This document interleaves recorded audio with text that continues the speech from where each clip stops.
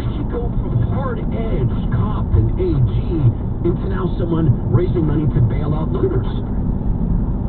The Daily Mail, and of course it would be, a foreign press that would report this, says that it was her support for Black Lives Matter that catapulted her into the VP spot. It was her support and coming outwardly so strong in that way that moved her into this position. And it was immediately after the George Floyd incident. Speaking of which, later in the show, I have to take you through the training that Minneapolis Police Department officers receive. Because this tragedy, there's a triple tragedy in relation to the death of George Floyd. The tragedy of his death and perhaps the tragedy of a wrong prosecution, perhaps. And then, of course, the resulting riots. You got to hear this later in the show, and we'll get into that. So you have then Kamala Harris to go back to this multiple personality. You have her then saying, I believe Joe Biden's accusers.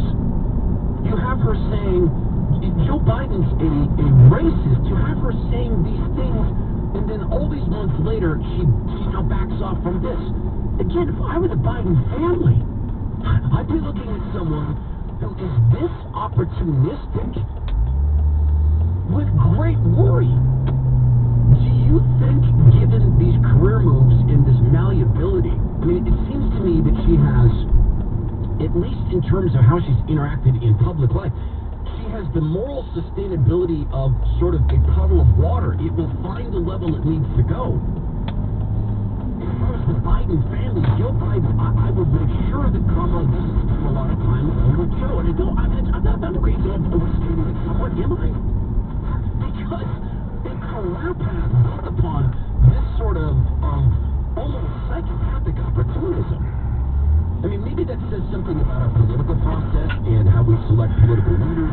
I think it says a lot about the Democrat Party, and here's why.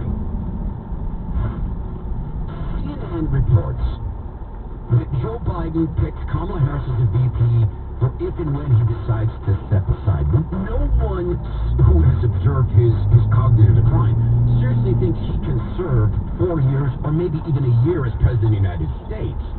It says something about the Democrat Party, and I don't know whether to be comforted by it somewhat or even more concerned by it. It's this.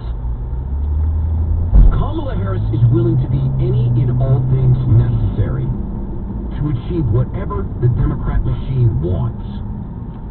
In the state of California, the Democrat machine wanted to appear tough on crime. So she laughs and giggles and she jails parents for having truant kids. And later, they wanted to be obvious partisans. So you have Kamala Harris also as AG going after a filmmaker for making undercover videos about Planned Parenthood, trying to destroy the Center for Medical Progress and David Leiden. So she'll play that role as well. So my wife was talking about Kamala, and I said, you know what, I don't know that she's an ideologue. And I understand that might be an unpopular point of view. I don't know that she's an ideologue. I think she's a psychopath. Now, again, I'm not a doctor, I'm not a psychiatrist, I haven't met her, but I'm watching a career where you will be whatever someone wants you to be.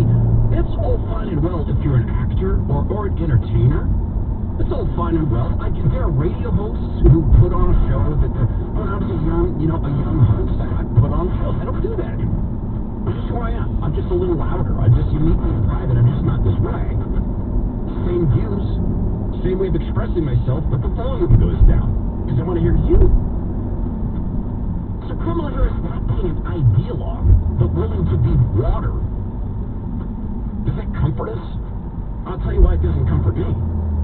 Because it is very clear to me that the left in America it owns the hardcore left, the communist left, owns the Democrat Party outright. That means they own Kamala Harris. And just a sign of this, the most skilled and most dangerous leftist organizer that most people have never encountered is a guy named Kylie Lassong. He runs an organization called Adbusters. They help create Occupy Wall Street. They help create the Robin Hood tax. Kylie safely wants, as I understand it, up in Vancouver, Canada. But he wants a revolution in the United States. He's calling for a 50-day siege on the White House.